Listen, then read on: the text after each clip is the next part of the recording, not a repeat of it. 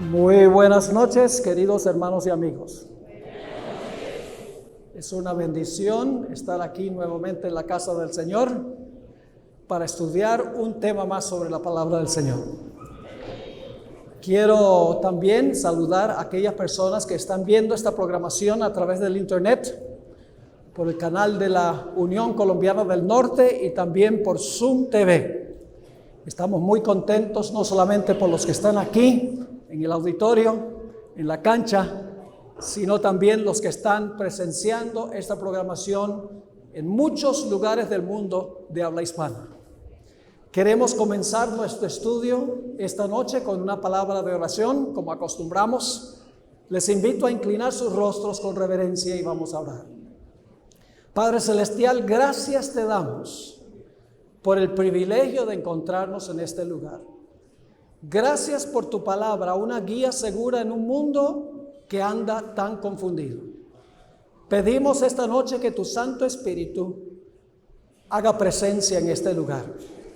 Toca corazones y lleva a aquellos que están en el valle de la indecisión, que tomen una decisión en favor de Jesús. Gracias te damos por escucharnos. Te lo pedimos en el nombre de Jesús. Amén. La Biblia nos dice que Dios creó este mundo absolutamente perfecto.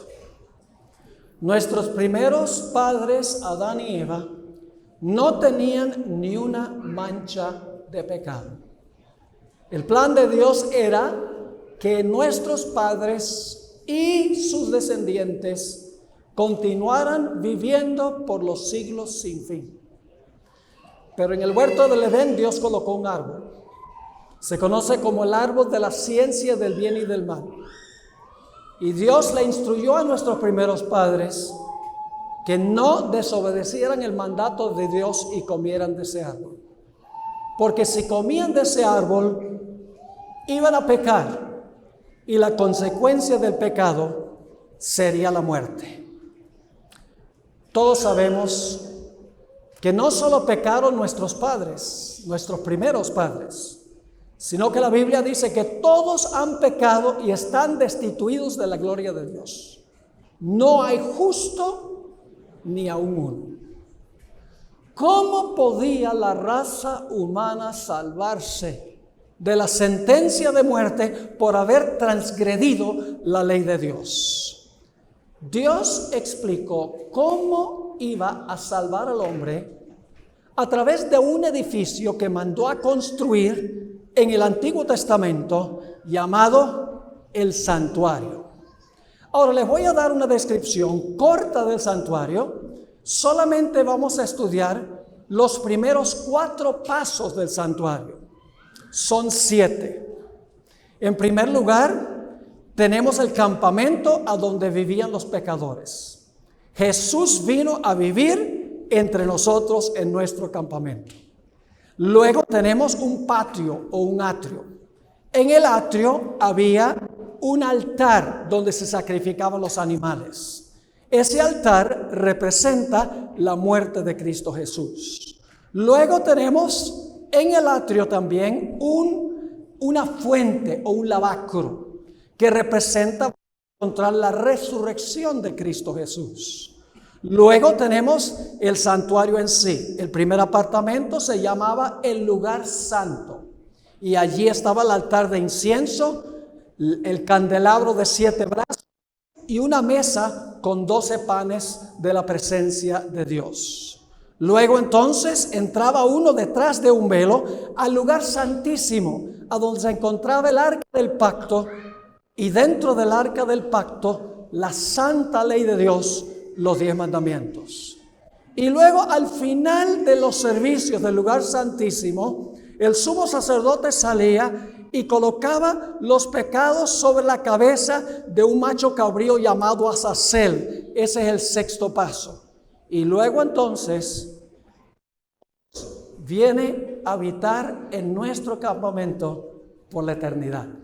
7 pasos, ilustrando todos los diferentes aspectos de cómo Dios iba a restaurar al hombre. Ahora queremos estudiar solamente los primeros 4 pasos porque tendríamos que dedicar otro tema completo para estudiar el mensaje del lugar santísimo y el mensaje en cuanto a Azazel y cuando venga Dios a habitar de nuevo en nuestro campamento. El primer lugar que queremos estudiar es el campamento. El santuario no comienza con el atrio. El santuario comienza en el campamento a donde vivían los pecadores. El Señor Jesucristo vivió 33 años antes de morir. Es decir, su vida es igualmente importante que su muerte. Generalmente nos enfocamos en la muerte de Cristo, que la muerte nos salva. Pero la vida de Jesús juega una función muy importante también en nuestra salvación. Vamos a leer algunos versículos donde habla de por qué se edificó el santuario y la importancia de Cristo venir al campamento. Éxodo 25:8, y vamos a avanzar rápidamente. Éxodo 25:8. Aquí Dios le mandó a Moisés que se construyera el santuario con un propósito muy especial. Dice allí: y harán un santuario para mí. Y luego que dice, ¿y qué? Y habitaré en medio de ellos. El propósito del santuario era que Dios habitara en medio de su pueblo en el campamento. ¿Quién vino a habitar con nosotros en nuestro campamento? Juan 1 y el versículo 14 tiene la respuesta de quién vino a habitar con nosotros en nuestro campamento. Dice allí, en este texto muy bien conocido, Juan 1:14, y aquel verbo fue hecho carne, es decir, se hizo ser humano. Y luego, ¿qué hizo? ¿Y qué? Y habitó entre nosotros. Y vimos su gloria, gloria como del unigénito del Padre, lleno de gracia y de verdad. Jesús vino a habitar en nuestro campamento, donde viven los pecadores. Otro texto que habla de la presencia de Jesús en nuestro campamento es Mateo, el capítulo 1 y el versículo 23. Todos estos textos son conocidos probablemente. Mateo 1:23. He aquí, una virgen concebirá y dará a luz un hijo, y llamarás su nombre Emmanuel, que traducido es, ¿qué cosa? Dios con nosotros. Ahora, ¿por qué tenía Jesús que venir a vivir en nuestro medio? ¿Por qué era necesario que Jesús viviera 33 años en nuestro medio antes de ir a la cruz para morir?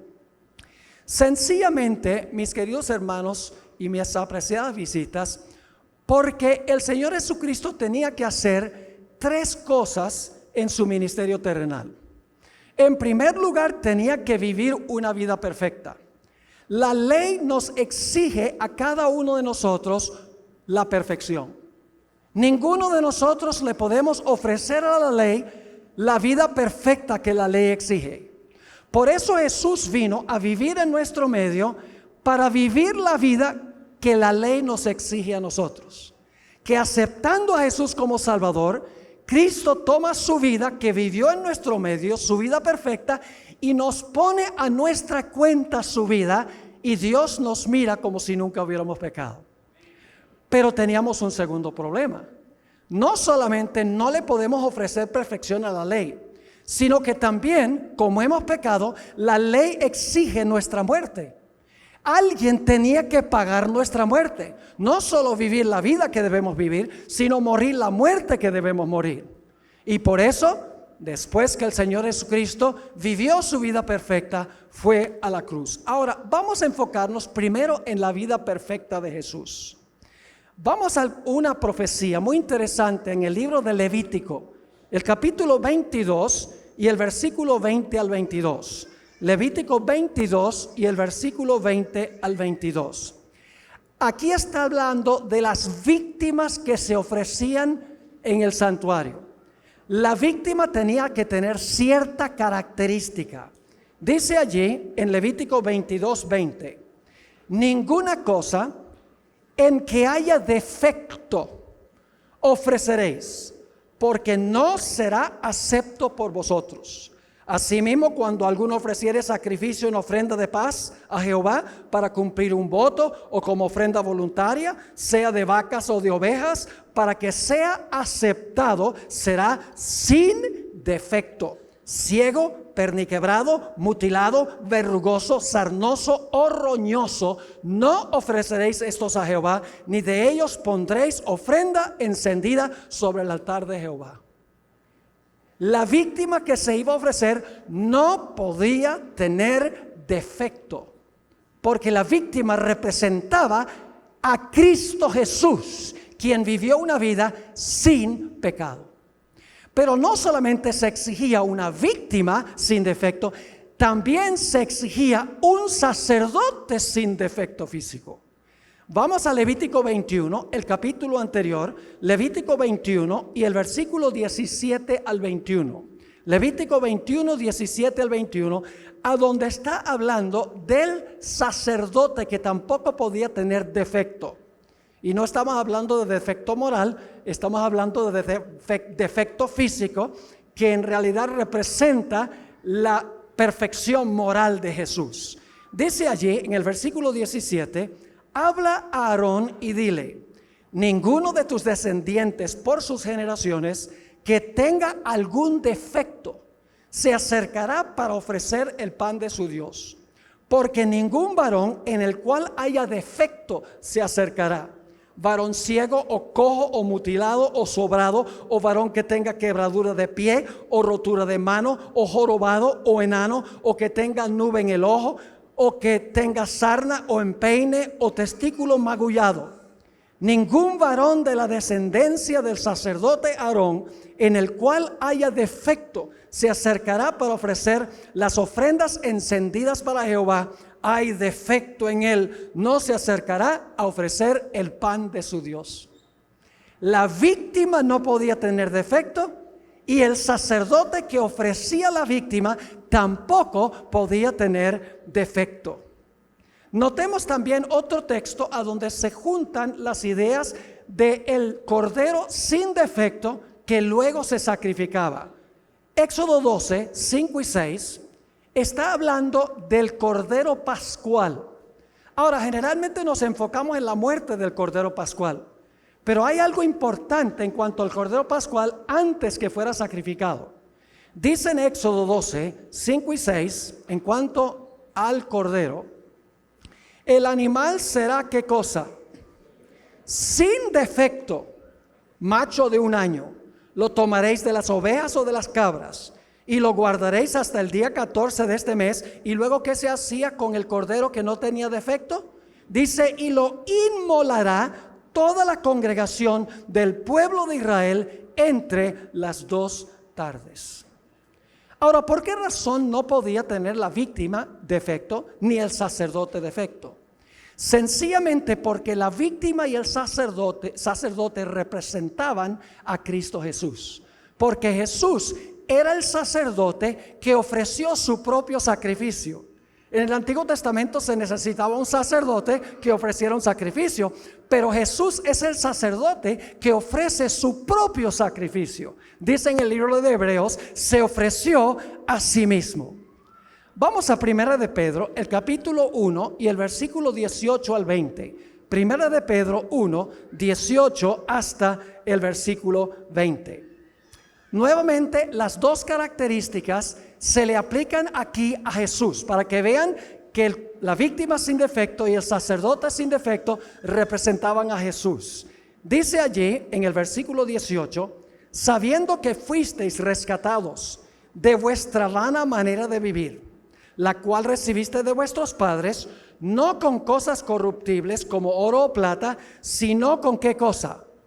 Esa es la muerte de Cristo. Con la sangre preciosa de Cristo, como de un ¿qué? Cordero sin mancha y sin contaminación, ya destinado desde antes de la fundación del mundo, pero manifestado en los postreros tiempos por amor de vosotros. ¿Qué representaba la víctima sin defecto y el sacerdote sin defecto? Representaba a Cristo Jesús. Escuchen bien. El cordero sin defecto representaba la vida perfecta de Cristo. La muerte del Cordero representaba la muerte de Cristo. Ahora, quiero que notemos lo que dice la Biblia en cuanto a la vida perfecta de Jesús, el aspecto de que el Cordero no tuvo defecto. Hebreos 4 y el versículo 14 y 15, Hebreos 4 y el versículo 14 y 15 nos explica qué vida vivió Jesús. Dice en este texto muy bien conocido: por tanto, teniendo un gran sumo sacerdote que traspasó los cielos, Jesús el Hijo de Dios, retengamos nuestra profesión, porque no tenemos un sumo sacerdote que no pueda compadecerse de nuestras debilidades, sino uno que fue tentado, ¿en cuánto? Tentado en todo según nuestra semejanza, pero sin pecado. Por eso es el Cordero sin mancha. Por eso es el sacerdote sin mancha. Noten Hebreos 7 y el versículo 25. Hebreos 7 y el versículo 25. Aquí se habla del sacerdote que no podía tener defecto y representa a Cristo Jesús. Dice en Hebreos 7:25: porque tal sumo sacerdote nos convenía, santo, inocente, sin mancha, apartado de los pecadores y hecho más sublime que los cielos. Así que Jesús vivió en nuestro medio 33 años. Vivió en perfecta armonía con la ley. Nunca cometió un solo pecado. Tejió un manto de perfecta justicia para ofrecerle a cada ser humano en el mundo. Jesús vivió la vida que nosotros debemos vivir y nos ofrece a nosotros esa vida. Y cuando la recibimos, somos aceptos ante el Padre en el amado, porque el Padre acepta la vida justa de Jesús en vez de nuestra vida injusta. Su vida fue supremamente importante. Ahora hablemos en cuanto al segundo aspecto del santuario, en el atrio, el altar del sacrificio. Como les mencioné, nosotros tenemos dos problemas. En primer lugar, no tenemos una vida perfecta para ofrecerle a la ley. Y por eso la ley dice: como tú no me ofreces una vida perfecta sin pecado, tú tienes que morir. Ahora, Dios tenía que conseguir una forma en que podía salvarnos sin que nosotros tuviéramos que morir. Y por eso, después que Jesús vivió su vida perfecta, todos los pecados de toda la raza humana, los que se han cometido, los que se están cometiendo y los que faltan por cometer, fueron colocados sobre Cristo Jesús, y Jesús sufrió la muerte y el castigo que nos corresponde a todos nosotros. Vamos a leer algunos versículos que nos dicen esto. Segunda de Corintios 5 y el versículo 21. Segunda de Corintios 5 y el versículo 21. Uno de mis versículos favoritos de la Biblia. Dice en cuanto a Jesús: al que no conoció pecado. ¿Quién fue ese? Esa es su vida perfecta, ¿verdad? Al que no conoció pecado. Ahora escuchen: por nosotros, ¿qué pasó? Lo hizo pecado. Es decir, los pecados nuestros fueron colocados sobre él. ¿Con qué propósito? Porque, como dice aquí, el que no conoció pecado, todos los pecados son colocados sobre él. La última parte del versículo dice: para que nosotros fuésemos hechos justicia de Dios en él, para que nosotros pudiésemos ser reconocidos como justos por la vida perfecta y la muerte de Cristo Jesús. Noten Gálatas 3 y el versículo 13, la misma lección. ¿Cómo es que nos salva Jesús? ¿Cómo nos salva de la muerte? Nos salva de la muerte tomando sobre sí mismo la muerte que nosotros merecemos. Dice ahí en Gálatas 3 y el versículo 13: Cristo nos redimió de la maldición de la ley. ¿Y saben lo que dicen algunos? La ley es mala porque la ley nos maldice. La ley no es mala porque nos maldice. Nos maldice porque nosotros somos malos. Cuando usted se come un semáforo en rojo, usted está bajo la ley. Y claro, la culpa la tiene el semáforo. La culpa la tengo yo, no la tiene el semáforo. De nada vale romper el semáforo. Es decir, Cristo nos redimió de la maldición de la ley, nos maldice porque hemos pecado. ¿Y cómo lo hizo? Hecho por nosotros, ¿qué cosa? Maldición. Él tomó sobre sí mismo la maldición que nos merecemos nosotros. Vivió la vida perfecta en nuestro lugar, murió en la cruz la muerte que nosotros debemos morir. Y yo pregunto, ¿por cuántas personas hizo Jesús esto? Vamos a leer algunos versículos. Juan 3:16, el versículo más famoso de la Biblia. Y vamos a leer solo la primera mitad del versículo. Y después volvemos a la segunda mitad. ¿Lo pueden repetir conmigo? Porque de tal manera amó Dios al mundo, que ha dado a su Hijo unigénito. Paren.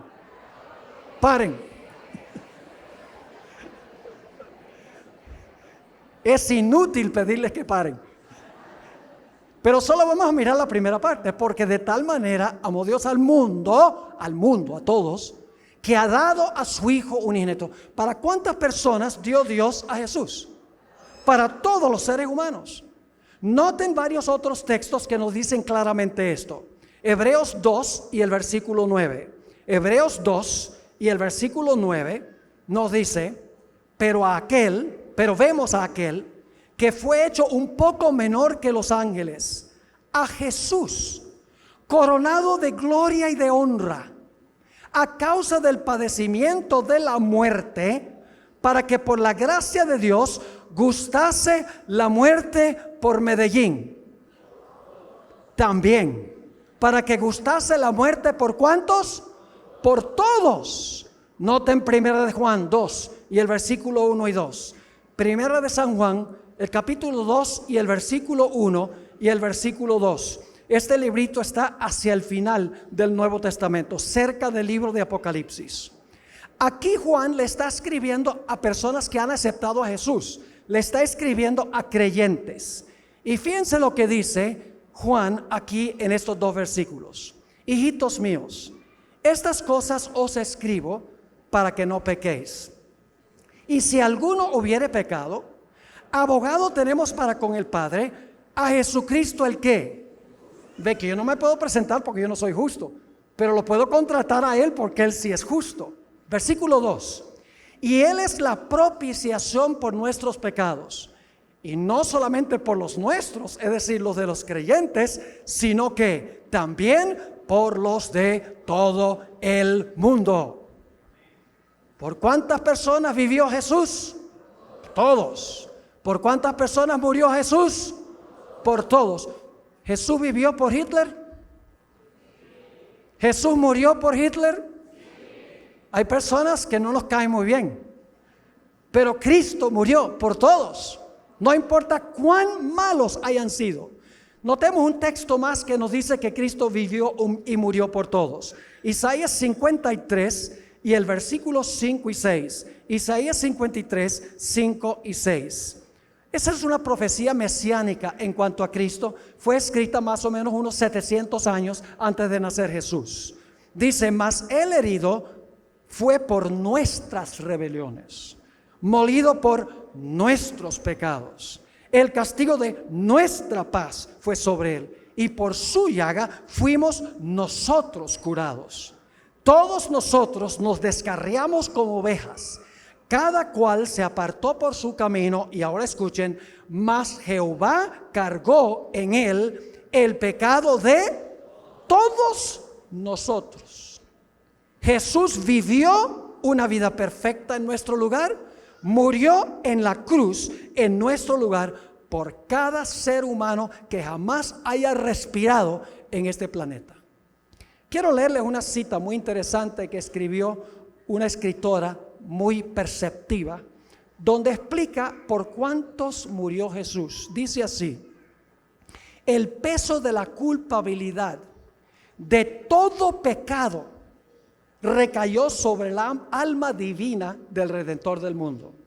Los malos pensamientos, las malas palabras, los malos actos de cada hijo e hija de Adán exigían una paga que recayó sobre Cristo. pues había llegado a ser el sustituto del hombre. Aunque no era suya la culpa del pecado, su espíritu fue desgarrado y magullado por las transgresiones de los hombres, y aquel que no conoció pecado llegó a ser pecado por nosotros para que pudiésemos ser justicia de Dios en él. Así que su vida y su muerte fueron para todos los seres humanos. Ahora vamos al tercer paso. Nos hemos movido del campamento donde vivió su vida perfecta al altar a donde el Señor Jesucristo murió por el pecado, y ahora necesitamos movernos al lavacro o a la fuente que se encontraba entre el altar y el lugar santo del santuario, el primer apartamento de la carpa en sí. Ahora escuchen bien. Quiere decir que el lavacro o la fuente representa algo que hizo Jesús entre cuando murió en el altar y cuando entró al lugar santo del santuario.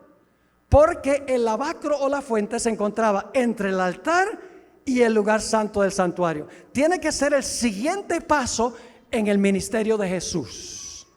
¿Qué representa el lavacro o la fuente? La fuente representa la resurrección de Jesús. ¿Por qué existía la fuente? Porque el sacerdote, cuando ofrecía a la víctima, se manchaba con la sangre de la víctima. Llevaba en su cuerpo las señales de la muerte. Y antes que pudiera entrar al lugar santo para ministrar, tenía que lavarse completamente de todo vestigio de la muerte, del sacrificio que había sido ofrecido. Ahora vamos a leer el libro de Tito, el capítulo 3 y el versículo 4 y 5. Tito, el capítulo 3 y el versículo 4 y el versículo 5. Aquí se habla del lavacro o del lavamiento de la regeneración. Vamos a leer esos dos versículos, Tito 3 y el versículo 4 y 5. Pero cuando se manifestó la bondad de Dios nuestro Salvador y su amor para con los hombres, nos salvó, no por obras de justicia que nosotros hubiéramos hecho, sino por su misericordia, por el lavamiento de la ¿qué? De la regeneración y por la renovación del Espíritu Santo. Es el lavamiento de la ¿qué? De la regeneración. Yo pregunto, ¿qué significa regenerar? La palabra en el griego consta de dos palabras griegas en una. Palin, que significa otra vez, y genesia significa vivir. Es decir, la palabra significa vivir otra vez o vivir de nuevo, volver a la existencia. Es decir, el lavamiento que dice aquí, el lavamiento de la regeneración, es representado por el agua a donde el Señor Jesucristo resucita y se lava completamente de todo vestigio de la muerte, porque cuando resucitó ya no muere más. Vamos a Romanos 6, 9 y 10 para que ustedes vean cómo Jesús se despojó de todo vestigio de la muerte cuando resucitó de los muertos. Romanos 6 y el versículo 9 y 10. Sabiendo que Cristo, habiendo resucitado de los muertos, luego que dice, ya no muere, se lavó de la muerte, en él no hay vestigio de muerte. Sigue diciendo, la muerte no se enseñoreará ¿qué? Más de él, porque en cuanto murió, al pecado murió una vez por todos, mas en cuanto vive, vive para Dios. Jesús, cuando resucitó, dejó en el sepulcro todo vestigio de la muerte. Ahora, los cristianos de hoy en día se enfocan especialmente en la cruz. Hablan de la cruz y hablan de la cruz y hablan de la cruz. Y dicen, Cristo nos perdonó nuestros pecados en la cruz. Pero ¿saben algo, mis queridos hermanos y amigos? El Señor Jesucristo no perdonó los pecados en la cruz. Si Cristo no hubiera resucitado, estaríamos todavía en nuestros pecados. Y ustedes dicen, ¿cómo es eso? ¿Eso lo enseña la Biblia? Vamos a 1 Corintios, el capítulo 15, y vamos a leer desde el versículo 17 hasta el versículo 20. 1 Corintios 15 y el versículo 17 hasta el versículo 20. Dice lo siguiente: y si Cristo no resucitó, vuestra fe es vana. Entonces yo pregunto, si Jesús murió pero no resucitó, ¿nos salva? No, Señor. Dice, y si Cristo no resucitó, vuestra fe es vana. ¿Aún estáis qué? Entonces no los perdonó en la cruz, porque si no resucita estamos aún en nuestros pecados. ¿Lo están entendiendo o no? Así que sigue diciendo, aún estáis en vuestros pecados. Entonces también los que durmieron en Cristo perecieron. Si Jesús no resucita, los que murieron perecieron, y los que están vivos perecieron también. Y vamos a ver por qué. Dice el apóstol Pablo en el versículo 19, si en esta vida solamente esperamos en Cristo, somos los más dignos de conmiseración de todos los hombres. Mas ahora Cristo ha resucitado de los muertos, primicias de los que durmieron es hecho. Pregunto, ¿por qué fue necesario que Jesús resucitara? Porque Él tenía que entrar al lugar santo para interceder. Y un Salvador muerto no puede interceder. Su vida y su muerte hubiera sido en vano si Jesús no resucita para cumplir la siguiente función en el lugar santo del santuario. Y ustedes dicen, pero pastor, ¿cuál es la siguiente función de Jesús en el santuario? Volvemos otra vez a Juan 3, 14 al 16. Juan 3, 14 al 16. Y como Moisés levantó la serpiente en el desierto, así es necesario que el Hijo del Hombre sea levantado. ¿Cuántos se salvan? ¿Se van a salvar todos los seres humanos? ¿Se van a salvar? Todos los seres humanos se van a salvar. No se va a perder ni uno. No, hay algunos que se van a perder. ¿Y acaso yo no dije que Cristo vivió por todos y murió por todos? ¿Cómo entendemos esto? Sigamos leyendo. Dice, para que todo aquel que en Él cree, es decir, confía, no se pierda, mas tenga vida eterna. Porque de tal manera amó Dios al mundo, lo hizo por todo el mundo, que ha dado a su Hijo unigénito para todo el mundo. Pero luego dice, para que todo aquel que en Él cree no se pierda, mas tenga vida eterna. Y cuando dice el que cree en Él, no es creer como el diablo, porque el diablo también cree que Cristo vivió y murió. Y tiembla, dice la Sagrada Escritura, pero lo sabe solamente en la cabeza. La palabra creer aquí significa confiar en Jesús como Salvador personal. Ahora déjenme darles una ilustración para que puedan entender. Cuando el Señor Jesucristo vivió su vida perfecta y murió en la cruz del Calvario, Él compró para todos los seres humanos un regalo. El regalo de la salvación. Lo compró para todos los seres humanos. Yo pregunto, ¿cuánto paga el que recibe el regalo? Nada. ¿Quién es el que paga el regalo? El que lo compra. Jesús compró el regalo de la salvación por su vida y su muerte para todos los seres humanos. Pero yo les pregunto algo. ¿Una persona tiene la opción de aceptar o rechazar un regalo? Si lo rechaza, de nada le beneficia. Yo les cuento una historia de cuando yo estuve aquí en el colegio estudiando. Había un profesor que estaba enamorado de una gringa que vino a servir aquí un año en el colegio. Locamente enamorado de ella. Y le llevaba regalos y esta mujer lo que hacía era tirarle la puerta en la cara. No quería nada que ver con los regalos. Compró esos regalos, muchos de ellos, pero fueron rechazados. El Señor Jesucristo compró el regalo para todo ser humano, pero si nosotros no lo recibimos, de nada nos sirve. Y lo recibimos cuando creemos o confiamos en Jesús como nuestro Salvador personal. Déjenme darles otra ilustración para que puedan entender. Quiero que se imaginen el dueño de un banco. Este dueño de este banco es movido a misericordia, porque él dice: estos pobres seres humanos están tan endeudados, no pueden dormir, están angustiados, deben para el automóvil, deben la hipoteca, deben las tarjetas de crédito, deben tanto dinero, no pueden ni dormir, están tan angustiados. Y yo estoy completamente triste al verlos así. Así que yo voy a hacer algo. Este es un multicuatrillonario, tiene recursos sin límites. Y él dice: yo lo que voy a hacer es voy a depositar suficiente dinero en un banco para pagar todas las deudas de todos los seres humanos. La hipoteca, las tarjetas de crédito, los préstamos educativos, los almacenes por departamento, las cuotas de los automóviles. Hay suficiente capital en el banco para pagar todas las deudas de todos los seres humanos. ¿De qué valdría que él depositara el dinero en el banco si nadie lo sabe que está disponible?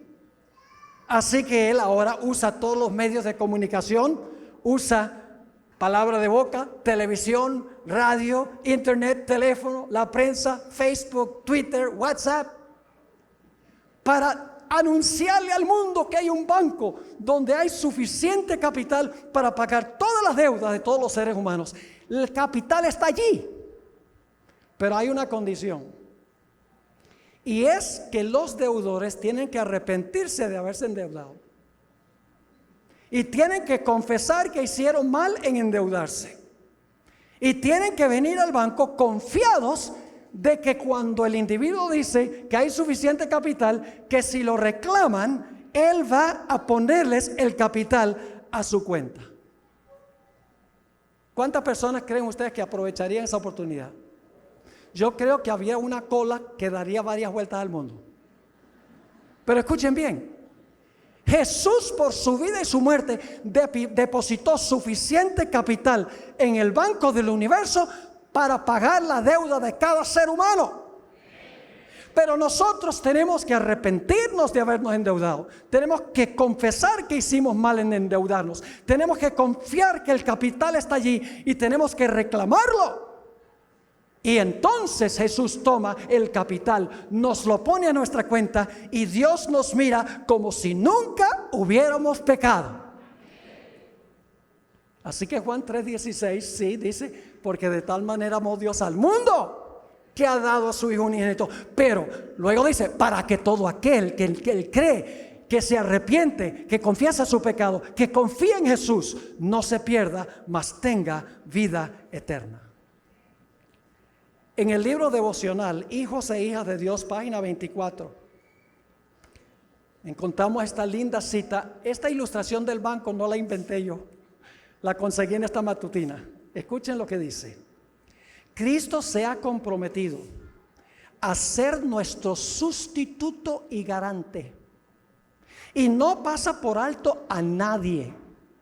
Hay un fondo inagotable de obediencia perfecta que proviene de su obediencia.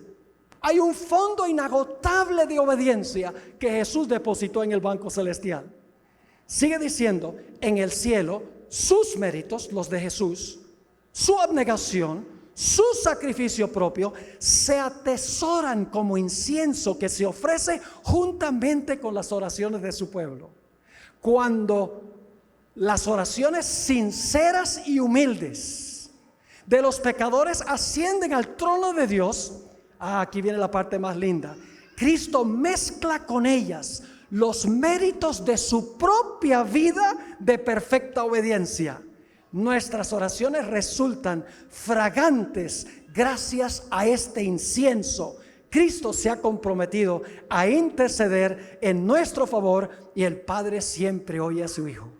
Cuando pecamos, venimos a Jesús, le decimos a Jesús: Señor, estoy triste por lo que hice. Te mandó a la cruz, te causó que clamaras en la cruz: Dios mío, ¿por qué me has desamparado? El pecado es terrible, Señor, perdóname por haber pecado.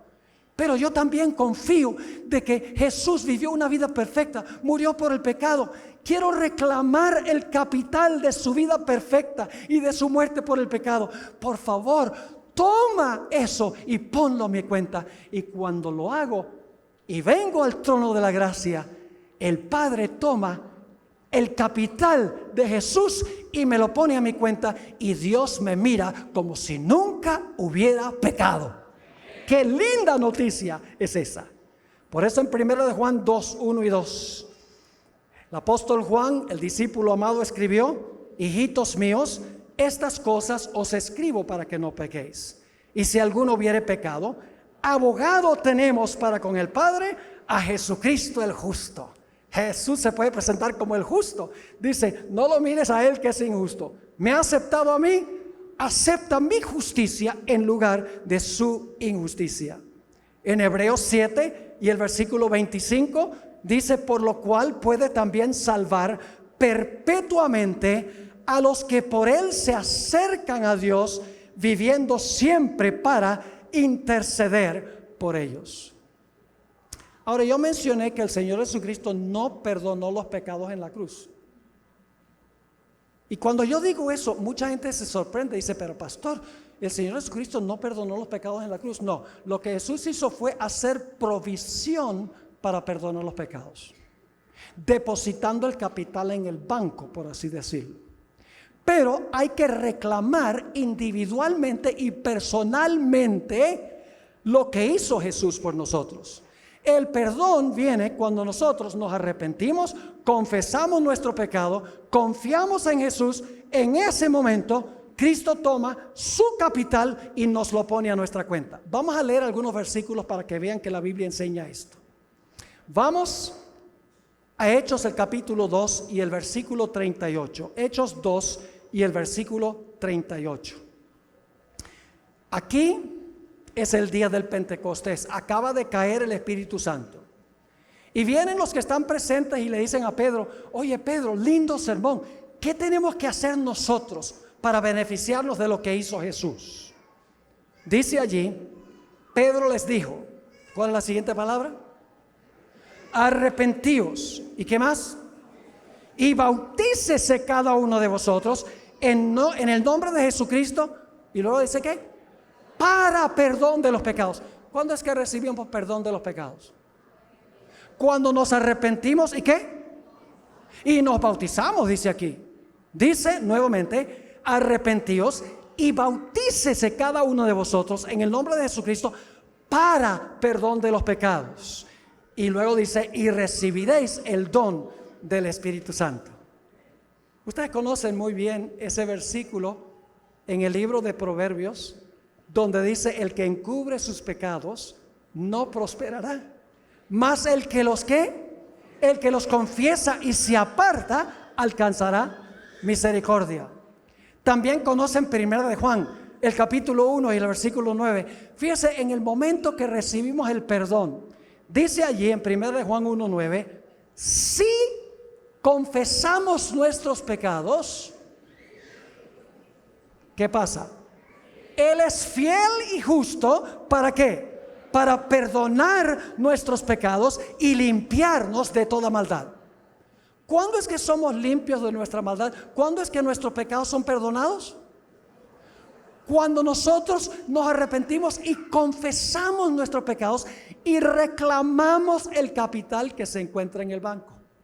¿Están entendiendo todos estos puntos? Quiero leerles un par de citas. Una de las citas se encuentra en ese libro clásico, Fe y Obras. Dice lo siguiente: es la justicia de Cristo la que hace que el pecador penitente, ¿qué clase de pecador? Penitente significa que está triste por el pecado. Es la justicia de Cristo lo que hace que el pecador penitente sea aceptable ante Dios y lo que obra su justificación. Ahora escuchen esta buena nueva. No importa cuán pecaminosa haya sido su vida, si cree en Jesús como su Salvador personal, está parado delante de Dios con las vestiduras inmaculadas de la justicia imputada de Cristo. ¡Qué tremenda cita! Aquí hay otra. La gracia de Cristo justifica gratuitamente al pecador, sin mérito o reclamo de su parte. La justificación es el perdón pleno y completo del pecado.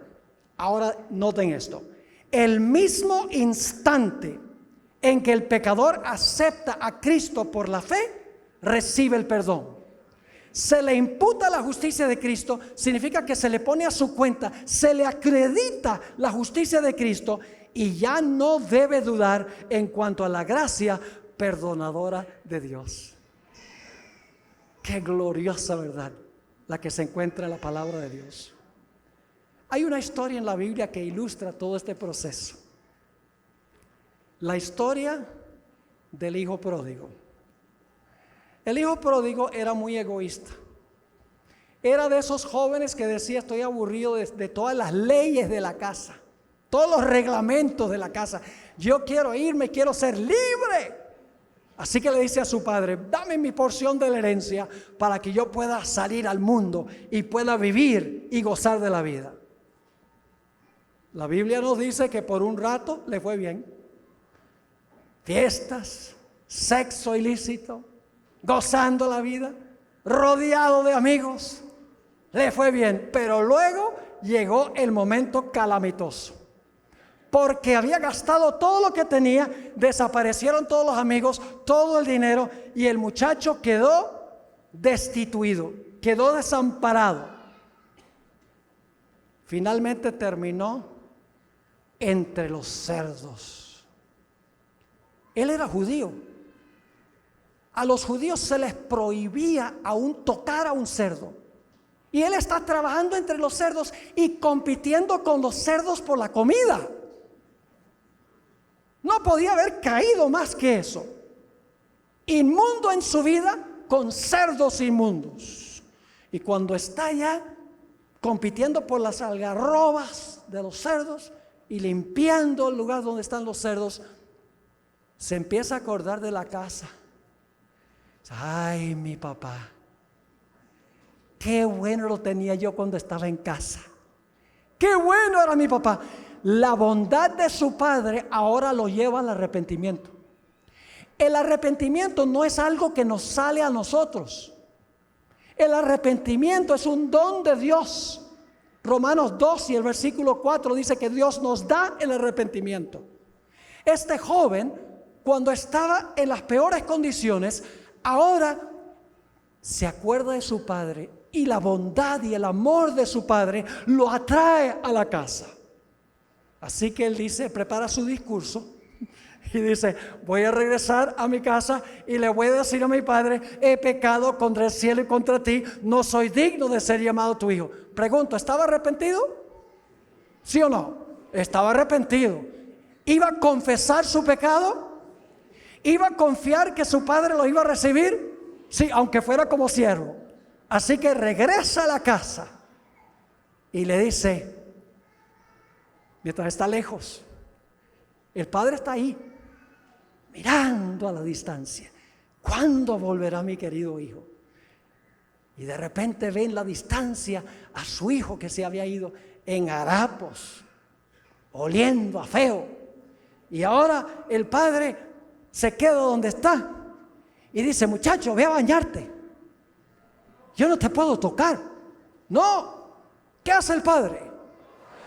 El padre lo recibe, el padre lo abraza, le dice: bienvenido al hogar, mi hijo. Ni siquiera permitió que terminara el discurso.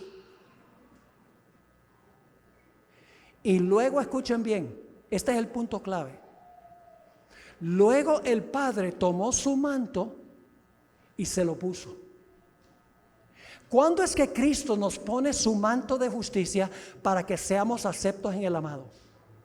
Cuando nosotros nos arrepentimos porque recordamos la bondad de Dios. Cuando nos arrepentimos del pecado, lo confesamos, volvemos y decimos: soy un miserable pecador, Señor, por favor, perdóname. Y entonces Dios toma el manto perfecto de la justicia de Cristo y nos pone el manto de su justicia y nos recibe nuevamente como hijos e hijas suyos. ¡Qué glorioso! Pero no todo arrepentimiento es genuino. Existe el arrepentimiento que se compone de lágrimas de cocodrilo. Yo no sé si el cocodrilo llora, es la verdad. Si llora no es porque se acabó de comer a alguien y está arrepentido.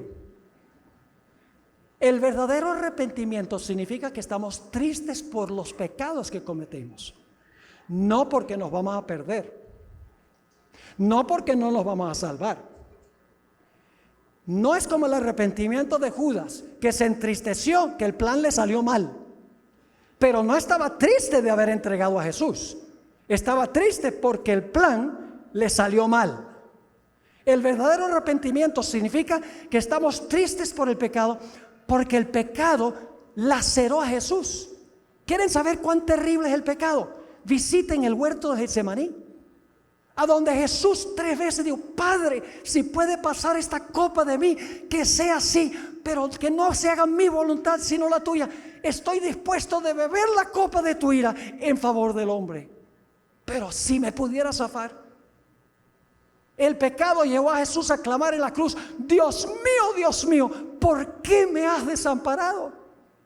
Así de terrible es el pecado. Llevó a Cristo Jesús a la cruz del Calvario. Y cuando yo veo lo que el pecado le hizo a Jesús, no voy a querer tener nada más que ver con el pecado. Es contemplando la cruz de Jesús como ganamos la victoria sobre el pecado. Ahora quiero concluir mencionando un asunto más, volviendo a un texto que leímos ya, Hechos 2 y el versículo 38.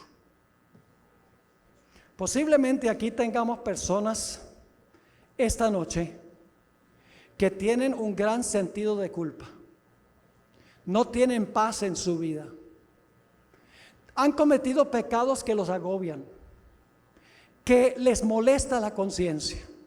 Posiblemente inclusive hay algunos que no pueden dormir por cosas que han ocurrido en su vida, por pecados que han cometido. Pues yo quiero darle las buenas nuevas esta noche, de que esta misma noche usted puede ir a acostarse teniendo paz con el Señor, dormir bien y tener la conciencia tranquila. Y ustedes dicen: ¿cómo sucede eso? Hechos 2:38 nos dice, y aquí está hablando Pedro: arrepentíos y bautícese. Fíjese que es individual, ¿verdad? Y bautícese ¿qué? Cada uno de vosotros en el nombre de Jesucristo. ¿Con qué propósito? Para perdón de los pecados. Y luego ofrece otro don. Dice: y recibiréis ¿qué cosa? Recibiréis el Espíritu Santo. Es decir, en el momento en que nosotros nos arrepentimos, tomamos la decisión de bautizarnos. Cuando nos bautizamos, nuestros pecados son sepultados en el agua y Dios nos mira como si nunca hubiéramos pecado y nos da su Santo Espíritu para transformar y cambiar nuestra vida, para que podamos vivir una vida completamente distinta y diferente. Esa es la promesa de Dios. Ahora quiero compartir con ustedes algo sobre el asunto del bautismo. El bautismo bíblico es un bautismo por inmersión. Es decir, el bautismo por aspersión, cuando un bebé nació, lo bautizaron, ese bautismo no es bíblico. Y el bautismo, todos los bautismos en la Biblia fueron bautismos de adultos. Personas ya que podían entender lo que estaban haciendo, porque la Biblia dice que para bautizarnos tenemos que creer en eso. Un bebé no puede hacer eso. Tenemos que arrepentirnos. Un bebé no puede hacer eso. Es decir, en la Biblia todos los bautismos fueron de adultos y los bautismos fueron sumergidos debajo del agua. Y usted dice: pero pastor, ¿qué importa bautizarse como dice la Biblia? ¿Acaso cualquier bautismo no funciona? La respuesta es que no. Déjame explicarles por qué razón. Aquí vamos a tener varios bautismos durante el transcurso de la semana. Y en otros sitios también se están haciendo bautismos. Tenemos aquí atrás un bautisterio muy bonito. Cuando el pastor tiene el candidato en el bautisterio, levanta la mano para aquellas personas que no han visto un bautismo por inmersión. Levanta la mano y dice al candidato: yo te bautizo en el nombre del Padre, del Hijo y del Espíritu Santo. Amén. Yo pregunto: ¿qué es lo último que hace la persona antes de que el pastor lo sumerja debajo del agua? deja de respirar. ¿Y qué hace la persona mientras está bajo el agua? No respira. ¿Y qué es lo primero que hace cuando sale del agua? Respira de nuevo. ¿Sabe lo que ha pasado? En miniatura están repitiendo la experiencia de Cristo. Porque la cruz dice que Cristo expiró. En el sepulcro no respiró. Pero luego resucitó y respiró de nuevo. Es decir, en el momento del bautismo, Dios nos incorpora en Jesús, porque en miniatura estamos pasando por la experiencia de Jesús. En ese momento es que nosotros somos aceptos por el amado. El bautismo es crucial. Por eso Jesús dijo: el que creyere y fuere bautizado, este será salvo. No es una mera ceremonia. Es la incorporación de la persona en Cristo Jesús. Es un glorioso momento cuando pasamos de la muerte a la vida. Sepultamos el pecado para resucitar a una vida completamente nueva, con una conciencia limpia. Todo el pasado borrado ante la vista de Dios. ¿Quién no va a querer eso? Se me ocurre preguntar en esta noche, yo sé que hay muchos que han estado preparando para este glorioso momento. ¿Cuántos de los que están aquí, que no han sido bautizados por inmersión, o posiblemente se extraviaron del camino del Señor y quieren renovar su voto con el Señor Jesús? Quieren decir: sí, yo quiero también responder al Señor. Es mi decisión esta noche que yo, por la gracia de Dios, voy a bautizarme, a prepararme para bautizarme. ¿Quiere colocarse de pie esta noche? Si ese es el deseo de su corazón, yo voy a orar por usted. ¿Tenemos algunos aquí? Yo sé que tenemos varios. Gloria a Dios, gloria a Dios. ¿Podría pedirle por favor que vengan aquí al frente? Yo voy a orar por usted. Hay otras personas aquí que quieren decirle: sí, vengan, acérquense. Yo voy a tener una oración. También quiero apelar a las personas que están viendo esta programación a través del internet. Si van a la página de esperanzaparavivir.org, ustedes van a poder también registrarse para prepararse para este glorioso evento del bautismo. Qué lindo, tenemos un grupo que está respondiendo al llamado del Señor. Este no es un llamado mío, es un llamado del Espíritu Santo que está haciendo a tu corazón. Así que acércate, vamos a tener una oración especial para que el Señor fortalezca esa decisión y que muy pronto puedan pasar por esta gloriosa experiencia.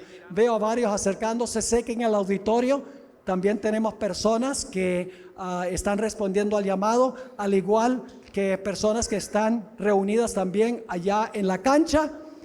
No los podemos ver ahora, pero hay pastores que van a atenderlos allá.